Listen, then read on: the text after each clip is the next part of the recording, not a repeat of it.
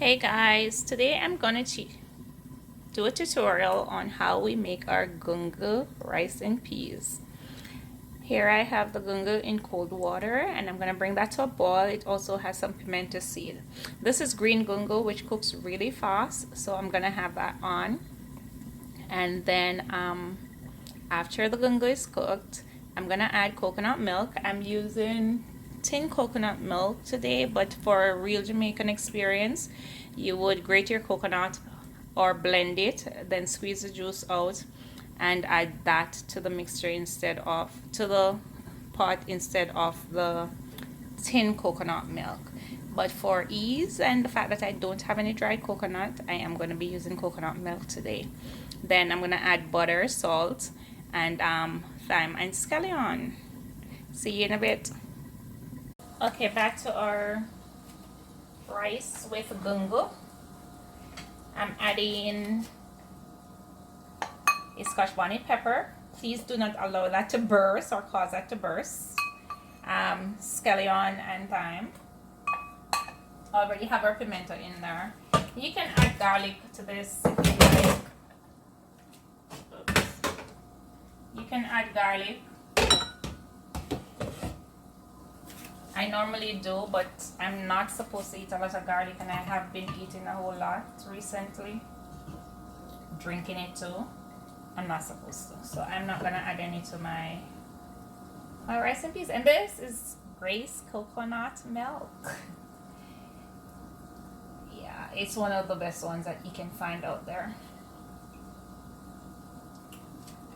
And we're gonna allow this. Butter.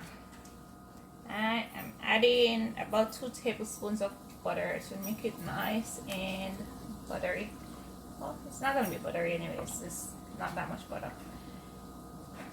But you add your butter and you allow that to to boil, and the coconut milk to boil. That's how you get the real flavor out of your coconut milk. So I'm gonna allow that to boil up before I add my rice, and I will come back to that.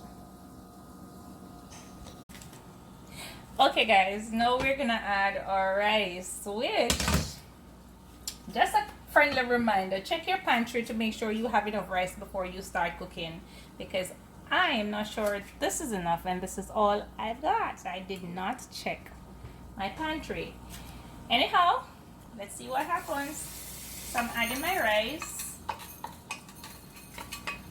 to the water. You might end up with some soggy rice, or I might not show it to you. And I did not, if you realize, add any salt. I like to have my coconut milk cooked out before I add salt. Stir that in, and I'm adding, I'm sorry, I'm not using a measuring. I'm adding about a tablespoon of salt to that. Then I'll taste to make sure that it is enough. Yeah, this looks like that rice is not enough. Yeah, so that's good. Enough salt. And we will see what happens if I'm giving you a soggy rice for your tutorial or not. It looks like it's about half cup short. But I'll take you back in a few. Okay, so the rice is done and it's not soggy, nice and pretty. What I did was I opened the pot and allow some of the steam to come out rather than it forming on the pot cover and then going back into the pot.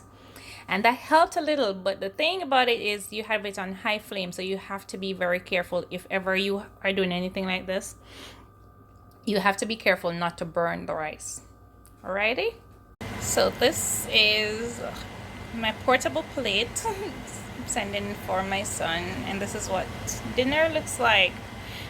Brown stew beef with tossed salad and gungo rice and peas. Happy eating, happy cooking, guys.